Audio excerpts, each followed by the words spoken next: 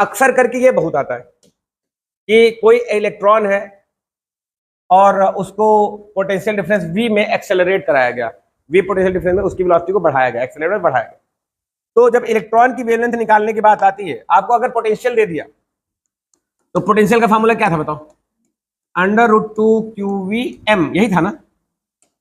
अगर इलेक्ट्रॉन को बोलेगा कि v पोटेंशियल पर एक्सेलरेट कराया तो उसकी वेवलेंथ बता दो, जब इलेक्ट्रॉन बोलेगा ना वो, तो खाली यही देगा और कुछ नहीं देगा वो। क्यों? क्योंकि बाकी चीजें आपको पता है, एच आप रखिए। और अब यहां देखो, अब जब इलेक्ट्रॉन, यहां पे ध्यान रखना, अगर नाम बोल दिया क्वेश्चन में इलेक्ट्रॉन का, तो चार्ज किसका लोगे? इलेक्ट्रॉन का ही लोगे ना।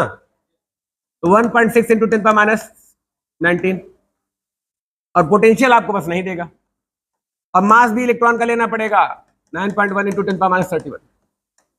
तो इतनी चीजें तो मतलब हमें पता है। तो जब भी इलेक्ट्रॉन का आता है तो आपको ये चीजें करनी पड़ेंगी ही पड़ेंगी, अगर इलेक्ट्रॉन का पूछ रहा है तो।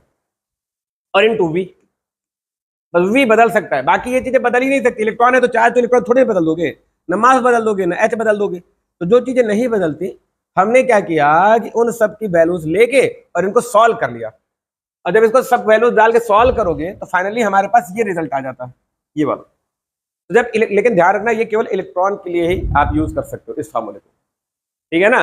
यहाँ पे हेडिंग ये है, वैलिड फॉर इलेक्ट्रॉन ओनली, ये ध्यान रखना, ठीक है।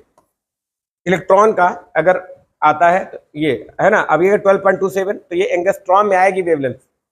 वी आपको वोल्ट में रखना है तो वेवलेंथ किस में आएगी? एंगस्ट्रॉम में।